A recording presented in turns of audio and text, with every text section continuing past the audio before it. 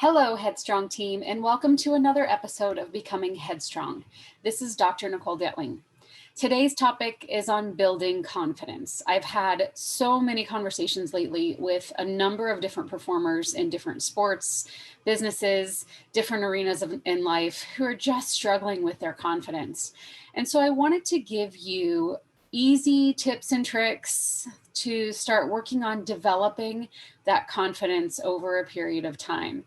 You know, confidence comes from many different sources. It's not just one, although many of us only rely on one to get our confidence. And when that one that we tend to rely on isn't doing well for us, our confidence tends to decline fairly rapidly. So today I want to talk about the 4 P's of building confidence.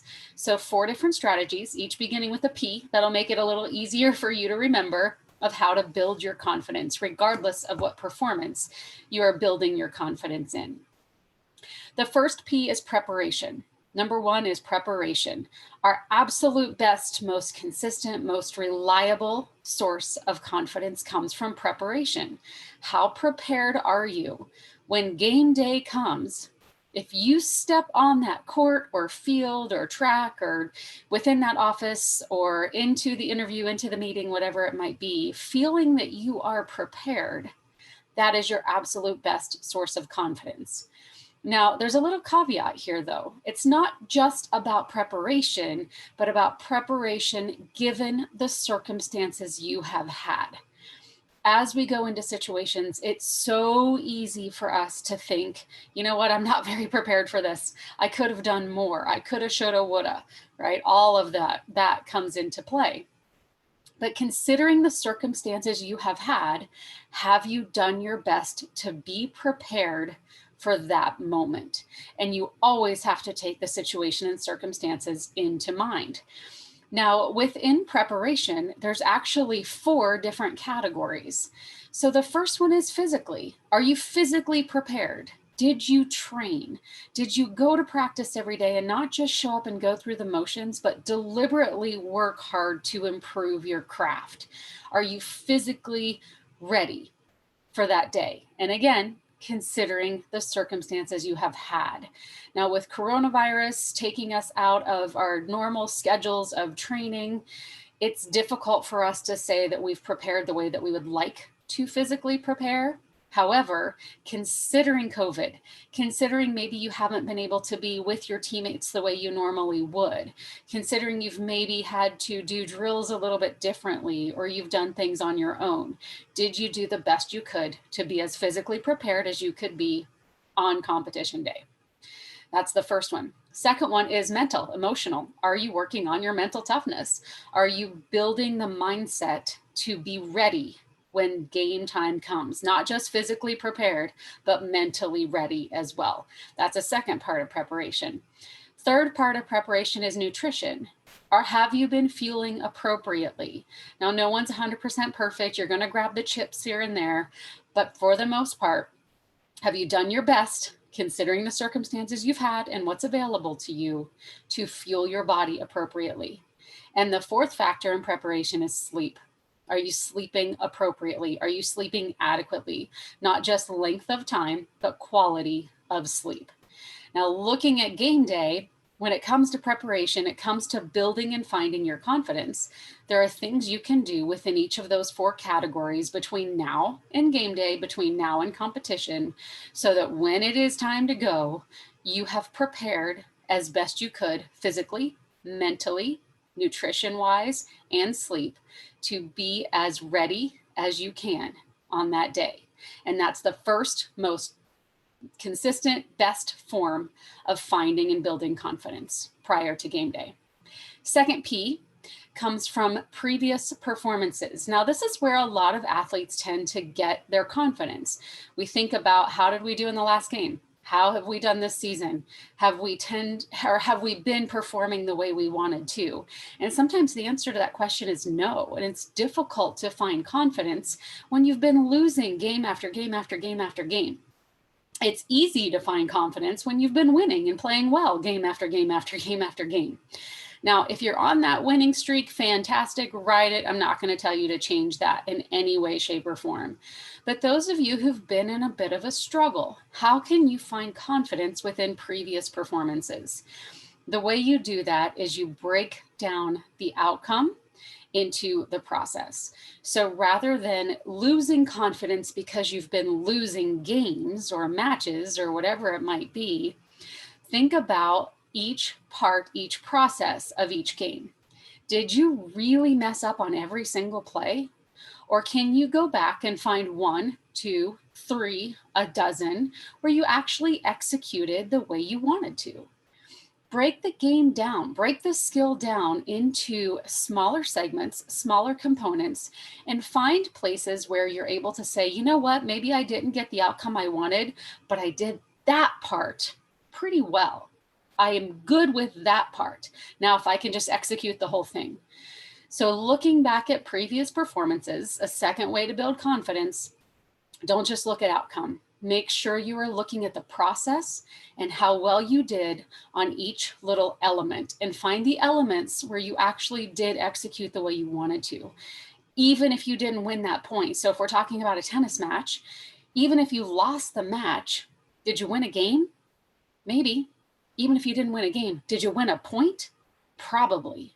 Go back to those points you won and break down how well you played in those moments. That would be an example of finding confidence within previous performances that maybe you didn't get the outcome you wanted. You can still use that to build your confidence. Third P is people. What are the people around you saying? And particularly pay attention to the people whose opinions matter the most to you about your performance. So for most people, that's going to be coaches. It may be teammates. Some of you, it might be parents. Whomever that may be, if they're telling you that you've done a great job, what most athletes who are struggling with their confidence will do, will say something like, thank you. And then in their head, they're saying, yeah, but blah, blah, blah, blah, fill in the blanks, right? If you find yourself saying, thank you, yeah, but I didn't do this well. Yeah, but I lost the game. Yeah, but one of the things that you can start doing is really challenging yourself on your yeah, buts. If a coach whose opinion you respect comes to you and says, you're ready for this game, or you did a great job, and it's very generic, it's very general, but that's someone whose opinion really matters to you, ask for more specifics. So if the coach says, hey, you know what? I think you're ready. You look great. And you're saying in your head, yeah, but tell the coach, say, hey, thank you so much. What exactly did you see that makes you feel that I'm ready? What makes you feel like I'm prepared? What have you seen? And get some specific information. And typically what happens when you get that specific information, it kind of stops some of those yeah buts, or it answers the yeah buts. So in other words, a coach says, you're ready. I know you're ready. And you say, thank you. Yeah, but I don't feel very ready. And then your response says, hey, coach, what makes you feel like I'm ready? Why are you saying that? And coach says, you know, you've been lifting more in the weight room. You're faster on the field. You've been making more of your shots, whatever it might be. The coach gives you more specific information. That's going to answer your yeah buts. When you say, yeah, but I don't really feel like I'm ready, and coach gives you more specific information, you're able to utilize that to say, oh, okay, maybe coach is right. I have been doing some things well. And those people around you can help build that confidence for you to be able to say, you know what, maybe there is some truth in that. That's someone whose opinion I respect and admire. Now, many times our parents try to do that for us. If you are a high school kid or even a college kid, or heck, even in the pros, your parents are saying, yeah, you're great. And many times the athlete just says, okay, yeah, but your mom or dad. And I appreciate that, but you have to say that because your mom or dad. But recognize you can even get more specific information from them as well. Don't discount someone else's belief in you. The more you discount someone else's belief in you, the more likely you are to discount your own, and that can negatively impact your confidence. So the third P of building confidence is people.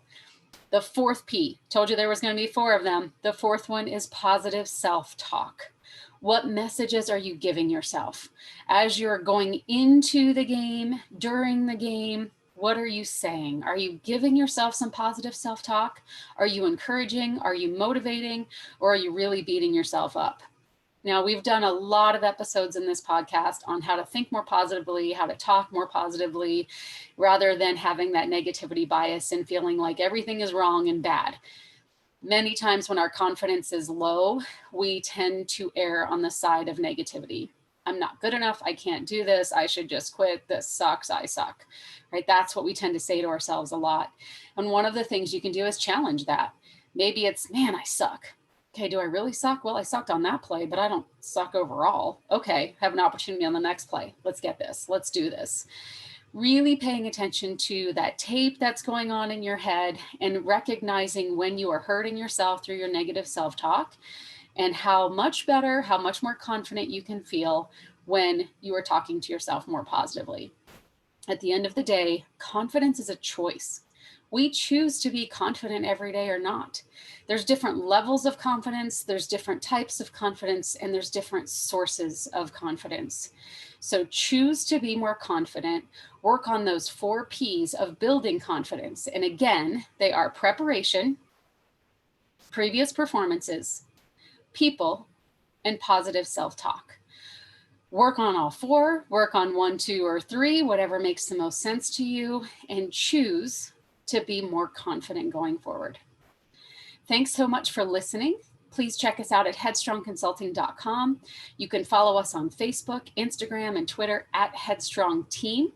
We would love it if you would rate the podcast, leave us a review, share it with friends.